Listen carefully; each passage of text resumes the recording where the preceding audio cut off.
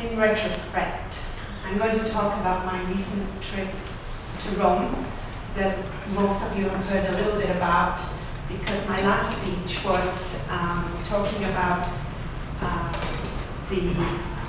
my anticipation, how Rome, what my trip was going to be like. And now I have the moment of looking back on it and seeing and sharing with you some of my memories, and I will leave you to judge whether it lived up to my expectations. So, Rome,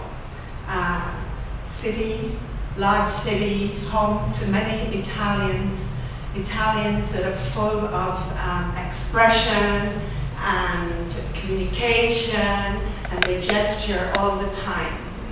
But also, of course, known for its history, and art of all things.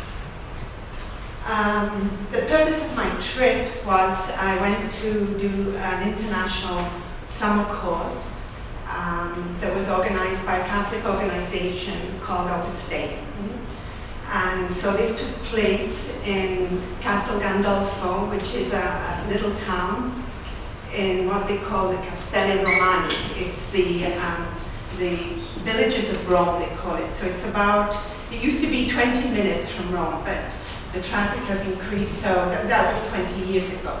But now it's much more like 40 minutes and even an hour, similar to traffic in Toronto at times. During the course, we were actually 37 women. Women of different ages, backgrounds. There was one young one from Moscow was there, someone from Jerusalem, from Croatia, and quite a few from Europe. So there was a lot of... So now to show you a little bit how we went into Rome. It varied. I mean, we would go sometimes 2 or 3 or more times a week, and most of the time sometimes we'd go for the day and go in with a coach, and then people would just go around. And other times we'd go by local transportation. It could be the train or the bus. And one day I went in by bus and connected me. I was from the house. I left from the house. I was actually standing by the Colosseum in less than 1 hour. So it was quite well connected, a good way to travel.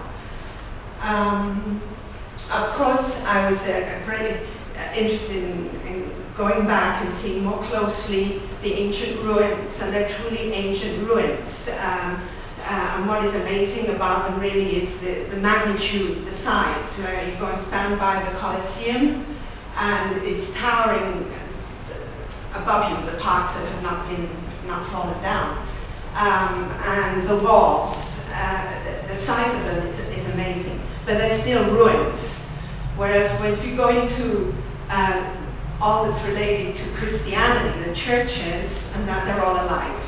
They're all with their history going back as old as the Roman ruins. A lot of the old frescoes that you can see there, some of them are going back to the 2nd century, others more around 5th century or 12th century. But all the churches we saw there were not just with tourists, but with their people, their congregations that would frequent, the Italians that lived there. Again, I don't know if St. Peter's you judge. So St. Peter's is special for me in that it's really the seat of Christianity. And one time, if you're interested, I will even do the historical aspects of St. Peter's. What is interesting is the bones of St. Peter that are found beneath the main altar of this church, which is still the largest church that exists in the world. I walked my feet off, going sometimes from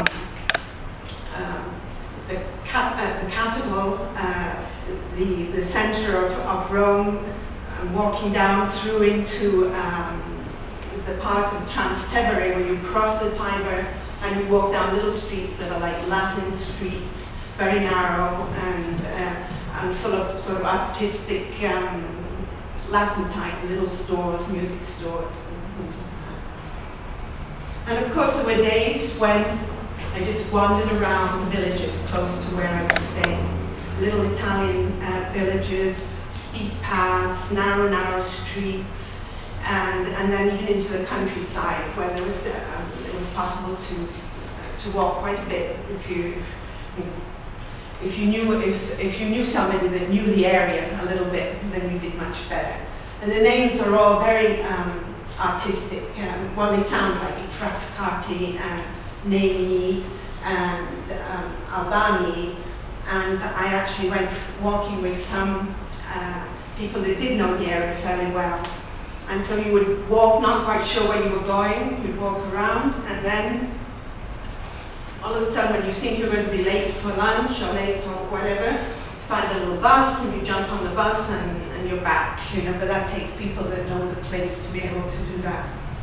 There were other times, and the weather in Rome was amazing, as it was just, there was a possibility to have a dip in the pool and to enjoy a little bit of the Roman sun. Not too much, because otherwise, very easy to get burned. So I enjoyed so much living there, in spending more than 3 weeks, living among the Italians, eating all the natural, the typical food of there, and enjoyed that. And then of course, on my trip back, it was time to come and get back to Earth. And I got back to Earth because my plane was delayed out of Rome. I arrived to England, and one of the belts in Heathrow, the luggage belts, was not working, so they were not allowing us to get off the plane, so I missed my flight. So I spent a night in London, near the airport. It was very romantic. I mean, it was, and from there, got a flight the next day back to England, to Canada, to find that my luggage had, of course, got mislaid, and it finally turned up 1 week later. I had almost given up on it coming back, but so that all helped me come back to Earth and back in Canada. Thank you.